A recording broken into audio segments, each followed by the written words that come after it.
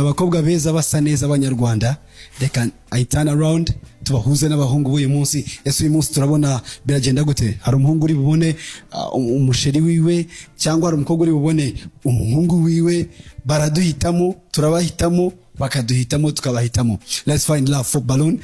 It is what it is. Ladies, hi, mumeze mute? Meze neza cyane. Turakwishimiye cyane. Murakoze. Amazina ya Agahozo gisa peace. Agahozo gisa peace. That's good. Agahozo nizihe ndimi z'inyamahanga? Icyongereza. Urakize? Yes. You can speak something in English? Ushaka kuvuga ikintu mu Cyongereza? Yeah. No good. All right. Nice to meet you. Nice to meet you. Turakwishimiye cyane. Welcome. Aha, uri umukobwa ufite imyaka ingahe? Mfite 24. 24. Ukora iki mu buzima busanzwe? No, I don't have job. You don't have job? Yeah. All right. Okay, kadusenge Imana iguhereza akazi. So ukeneye umukunzi, you want a lover cyangwa it is not yet the right time for you to find a love? Yeah. Ukeneye umukunzi? Uramukeneye? Yego. Are you sure? Yes, I'm sure. How sure are you? Ukigero cya kangahe? Like 95%. Yes. So wakubise amavuko biti gipfusi ku rukuta ubu umugabo higiriye? Yeah. That's good. Now umusore ukunda yaba ari umusore meze gute? Umugabo ushaka it depends. Nuko ndi mumubone. Yego. Nyine tubwira umugabo ushaka. Umugabo wubaha Imana, witonda. Kwitonda hatse kuvuga iki? Like ntago nkunda umuntu wanshitinga. Yes. Okay. Ikindi bode we ntabwo uri bode chef? Umuntu muremure or handsome. Ndumva ari byo ngibyo navuga. Okay. Reka tujye ko twifurije ibyiza. Hi. Hi. How are you? Fine. What's your name? Fruit Kariza. Gogute? Fruit. Which fruit? I don't know. Is that Chizere fruit? No. Just my name. Just your name. And how old are you? I'm 22. 22. You need somebody to love you tonight? Or you need somebody forever? Well, I need somebody maybe forever. If it's work. Okay. Yeah, if it's work for us, maybe forever. If it works out, you'd like to have that guy. Okay, who could be the lucky guy? How your type? Kunda basore basa neza. Agomba kuba very smart. Like smart. Mu mutwe smart nkanje outside. Hano hanze ari smart, no mu mutwe like ari brilliant. Okay. Nkunda abantu bafite like akazi. Agomba kuba very hard working. Okay. Yeah. I think that's it. All right, wish you the best. Thank you. All right. Hello? Hello. Hi. Reka nze gutya bize guhuriramo. No hepfo reka mfate batagira ngo nagende iruhande rumwe. Hello? Hello. Ça va? Ça va bien. Kurakaye? Ndakaye. Ufite ubwoba bw'umugabo? Wapi na ubwoba bw'umugabo? Tambera nk'abakobwa bajya gushaka bakarira. Wapi? Apaje ugomba no kurira. Igihe n'umugabo gutunguye gasanga nabwo byakurenze. Ari gihe n'umugabo karira. Na witwa nde? Nitwa Best. Best, amazina yawe yombi? Izabaye Best. Ufite imyaka ingahe? 21.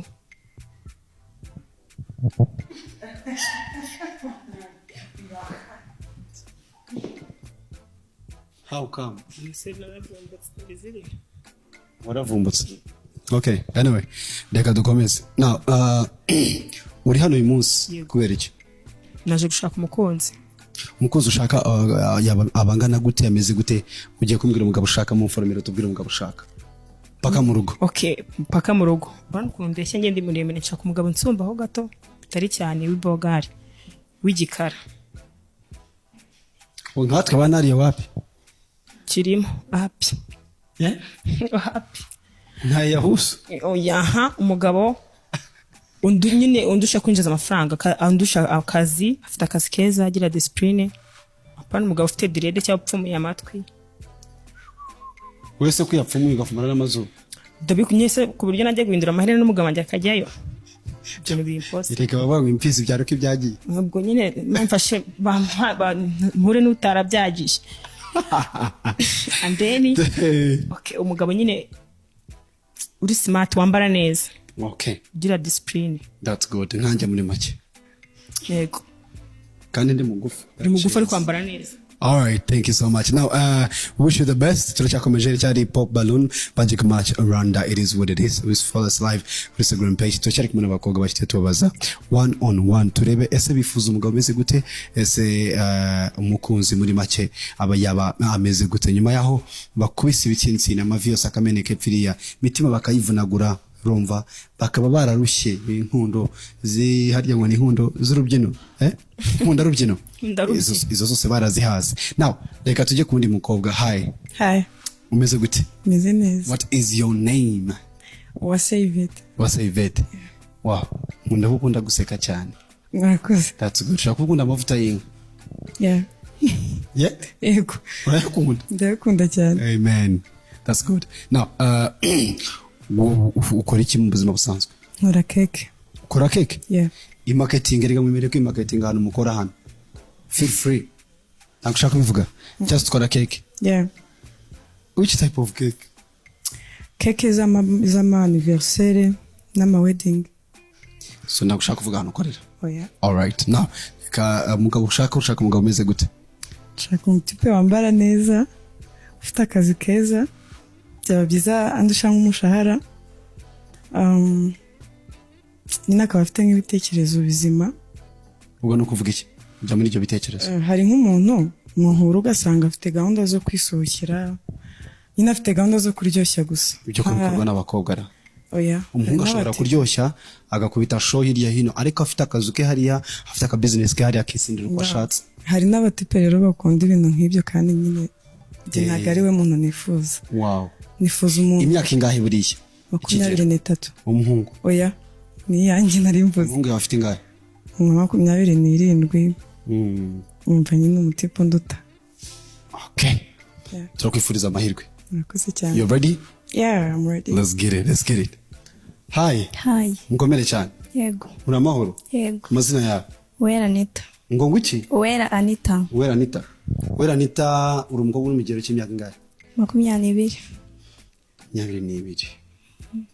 Abagabo byaranze? Yego. Hanze ntabwo biri seriye. Cyane. Yego. Hari ababaje? Benshi. Bakanyako. Uyu munsi biravaho mu izina rya Yesu. Yego. Amen. Amina. Now umugabo wako ukora iki mu buzima busanzwe? Ndi umubarista ariko ubu nta kazi mfite. Mu izina rya Yesu abantu bafite coffee shop mugereho. Urumva? Gende wa applying hano hose hari coffee shop zirare hano nyinshi cyane. Genda abantu begere baguhereza akazi kandi Imana kwagure. Barista ntago bajya bura akazi. Niba ngombwa ugerageze u applying hanze. Sibyo? Yo kuntu wajya za Dubai na za Qatar. Yego. Biragoye. Cyagura ariko Imana yabikora ari kitakora se. Oya hano ni karubanda ubu ngubu wageze kuri tele. Yego. Babwire Instagram yaho ngo bazakwandikira. Ngiye nkoresha TikTok, Instagram nayo nkoresha na WhatsApp na Facebook. Bose uwangwaga Anita. Uwangwaga Anita. Good. Uwangwaga Anita umuntu umushaka ashaka umuhereza. Barista afite experience ingana gute mu kibarista? Ntabwo ari nyinshi. Nibwo nyitangira nibwo nyisoza. Hariya ku nuza. Okay, nta kibazo. It's okay. No, arabasore bangenzi baba hanze, please you can write to me. Ndakambagezaho niba nta kibazo muzi kumuhereza akazi. Wish them the best. Ntabwo twaguma mu rukundo gusa rutari amafaranga. Umugabo ushaka rero ameze gute bebe? Umusore uri serious. How? Gute? Acecetse gute cyangwa? Oya, adacecetse ariko wa muntu uhagarara ku ijambo rye. Icyavuze akagihagararaho nahindure ngaza n'ibindi. That's good. Okay, nibyo gusa ushaka ku mugabo? Nibyo atanambeshye. Ambwiza ukuri. Byo byonyine birashobora. Ibyo nta kibazo. Ibyo twazabishaka abaye ari umuntu muzima. Ntabwo nshaka ibintu ndashaka umuntu. Cameraman. Gira icyo uvuga. Thank you so much. I wish you the best. Hello. Meze gute? Meze neza. Turi kumwe nande? Turi kumwe na Fidelite Abimana Fiye. Guguki? Fidelite Abimana Fiye. Mazina menshi cyane. Oya, na tatu gusa. Hari icyo asobanuye? Yeah. Ni Abimana umukobwa utabeshya. Umwizerwa nyine. Yeah. Now, wakwidescribinga gute? Jewe. How could you describe yourself? Okay, jewe ndi umukobwa utagize ikintu na kimwe atwaye, ndi muremure, ndi imibiri yombi, nkunda Imana, nkunda n'abantu, ndi social mu bantu benshi bashoboka, umuntu wese dushobora kuganira tugahuza, twaba inshuti. Ntekereza ari gutyo nakivuga. Uri umukobwa uhagaze imyaka ingahe? Mfite imyaka 24. 24. Hari akazi waba ukora? Do you have a job or not yet? Akazi nkora ni nk'ibiraka, n'abantu bampa ibiraka, njyewe nkora mu bintu bijyanye n'ubwubatsi. Ego nshobora kugukorera budget y'inzu yawe ushaka kubaka wamaze kunyereka igishushanyo mbonera. So you graduate muri make? Wanashoje amashuri yawe? Yego. Wow, that's good. Mane guhereza akazi gafatika. Amen. Karifatikable. Amen. All right. Now umugabo ushaka rero, type y'umugabo dushaka noneho, reka tujye ku mugabo icyatuzanye uyu munsi. Okay. Njyewe umugabo nshaka ni umugabo uri serious, uzi ikintu akeneye mu buzima. Ikindi physical appearance akaba ari muremure, aba yari imibiri yombi cyangwa yirabura nta kibazo, ari boga, ari savant, ariko atabyibushye cyane. Ikindi afite mu mutwe hakora, ashobora kuba yikorera byaba ari sawa, aba yatikorera ariko afite akazi, hari ikintu yinjiza ku buryo nanjye hari ikintu mbonye nakinjiza, twahuriza hamwe tukubaka ikintu gikomeye, byaba ari bon. Okay. Now, katwefureze ibyiza. Murakoze cyane. All right. Hello. Hello. How are you? I'm good. I like the smile. Keep smiling. Birakubeye. Thank you. Now, uturi kumwe nande? Ni Cynthia Iradukunda. Cynthia imyaka ingahe? 22. Cynthia 22. Aya maginga ya umutima wawe wabaje uburyo direct kwishakira umugabo. Ndambiye kuba single pe. Usikubyuka nta muntu guhamagara baby waramutse ute wariye. Usikugira ribese nugeye n'umuntu uragupostinga. Ukaryama hano umuntu kubwiye ngo waryamye. Waryamye ndabirambiwe. I understand. Ni nk'umushumba arazicyura. Ngo nicyo kibabaza. Naho ukeneye gucyura kabisa. Nukuri naho ubone no kugenda mu kabari ukikubitira show mpaka upfiriyeyo birakureba watasamuna. Nyine umubyeyi nuhangayika akavuga atase buryo umwana ameze ati agapfa kwa yakwibuka. Society igeze kabi. Birabaje. Twareka twimanukire. Ukora iki mu busanzwe? Usanzwe ndi umushomeri nta kazi mfite right now ndacyashakisha. Mbatire mu gishaka mu izina rya Yesu. Amen. Witeka Mana nziza abana baheza akazi mu izina rya Yesu. Bazatanga ubuhamya ko hano kuri YouTube bahaboneye akazi mu izina rya Yesu. Uhereye none mwakire telefone zibahamagarira akazi. Umuntu wese uri bubarebe abandikire inbox mu izina rya Yesu. Abaha akazi atitaye kuri nyashi, atitaye ku isura, mu izina rya Yesu. Mwakira akazi. Amen. Kandi murakabona ni mubyize. Amen, turabyizeye. Amen. Uwo mugabo twamanutse. Tujye ku mugabo sasa. Ku mugabo kintu cya mbere abafite urukundo kuko ndarukeneye koko. Ubwo nure rukundo. Umuntu kose muri type nyinshi. Icya kabiri abe azi gutanga care kuko nazo ndazikeneye.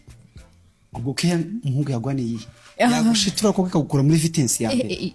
Nyine anyiteho mbone ko nitaweho. Gute nyine? Making sure ko meze neza. By how?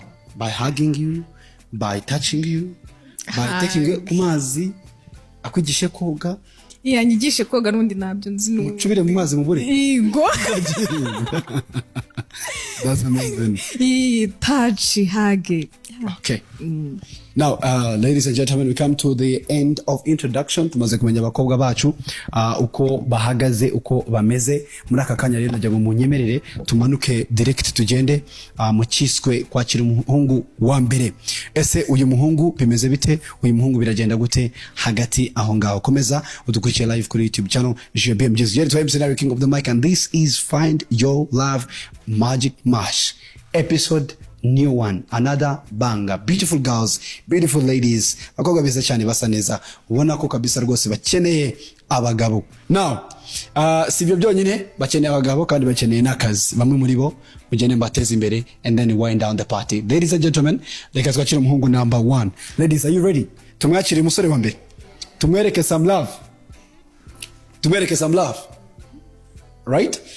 umusore agituruka hariya mutamwishimiye mukubita baloni muzimenagura hariya sibyo aha muremere guhita muzimenagura right that's good then ubundi mukaza kuduhereza impamvu zanyu mwagiye mumenagura baloni mukaduhereza impamvu we good ready to go let's go let's get it umusore number 1 taking up the stage right about now ladies and gentlemen let me have this handsome man we see ese ni umusore muto cyangwa n'umugabo mukuru I don't know nanjye sindabareba ubwanje iyo baje hano bahungu bari ukwabo n'abakobwa bari ukwabo let's get this to the ready umusore number 1 let's go